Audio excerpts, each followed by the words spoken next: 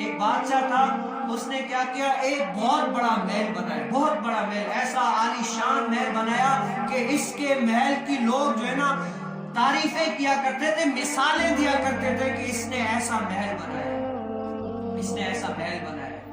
تو بادشاہ نے کیا، محل بنا کے سب کی دعوت کی کہ آؤ میرے محل کے اور دعوت کھاؤ، اور ایک بندے کو وہاں پر کھڑا کیا کہ تم تاثرات لو کہ محل میں ایسی کوئی خامی ہے یا کوئی چیز ہے۔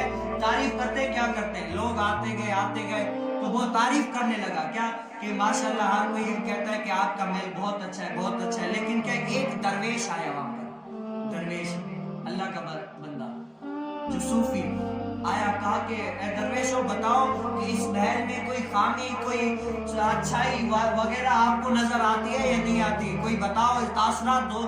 تو اس نے کیا کہ مجھے 2 خامیاں نظر آتی ہیں۔ اب ہر کوئی آیا، اتنے سارے بادشاہ لوگ آئے، سب نے یہی کہا کہ اس میں کوئی بھی خامی نہیں ہے، یہ ایسا ہر لحاظ سے اچھا ہی اچھا ہے، اس محل میں کوئی بھی خامی نہیں ہے۔ لیکن کیا درویش کہتا ہے کہ اس میں 2 خامی ہیں۔ تو کیا کیا ان درباریوں نے اس کو لے کر گئے اور کہا کہ بادشاہ یہ درویش کہتا ہے کہ اس میں 2 خامی ہیں۔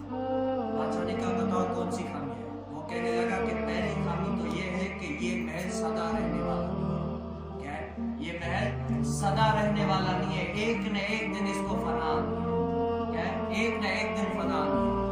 اچھا دوسرا کون سا ہے؟ کہا کہ دوسرا یہ اس میں عیب ہے کہ جو اس کے مکین رہنے والے وہ بھی ہمیشہ نہیں رہیں گے۔ کیا ہو گیا؟ یہ بھی ہمیشہ نہیں رہیں گے۔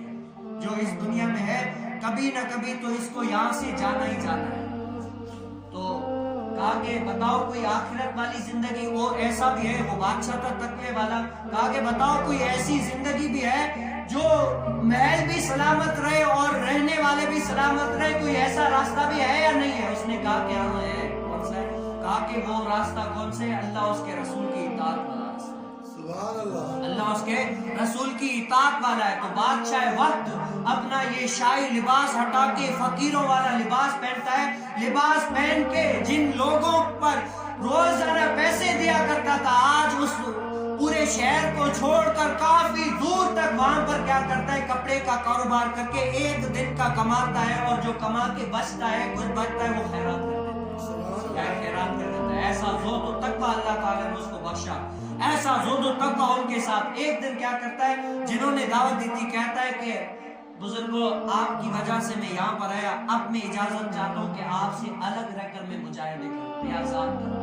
کیا بابا بلے شاہ کے فرماتے، چل بلیا اٹھے چل جتے سارے اندے، نہ کوئی سانو مننے نہ کوئی سانو پچھاڑے، بلکہ فریدا مینو مار کے منکر نکی کر گئے رب دے خزانے۔ کیا بابا بلے شاہ فرماتے کہ یہاں پر تو کچھ ہے ہی نہیں نا، جو بھی ہے عبادت، اگر کوئی عبادت کرتا ہے نا لوگوں کو دکھانے کے لیے، نہیں، ایسی عبادت کرو وہاں پر جا کر عبادت کرو جہاں پر تجھے کوئی پہچانے نہیں ہے، تیری ذات کیا ہے، تو ہے کیا، کچھ بھی نہیں ہے، وہاں پر عبادت کر جا، تو جانے تیرا رب جانے، تو جانے تیرا رب جانے۔ تو بابا بلے شاہ رحمت اللہ تعالیٰ کی طرح وہ کہتے ہیں اب مجھے اجازت دو، اب میں آپ کے ساتھ رہتا ہوں، آپ میری عزت توقیر اس لیے کرتے ہیں کہ میں پہلے بادشاہ ہوا کرتا تھا، اب مجھے یہ بھی زیب نہیں دیتا کہ مجھے کوئی عبادت کرے، کوئی مارے، کوئی تانے بھی دے، تب مزہ آتا ہے نا رب تعالیٰ کی عبادت کرنے میں۔ مشکلیں آئے یہاں پر تو مجھے مشکلیں نہیں، اللہ تعالیٰ نے ایسا ان کو تقویٰ، ایسا ان کو زہد بخشا کہ اللہ تعالیٰ کی بارگاہ میں مقبول ہوئے۔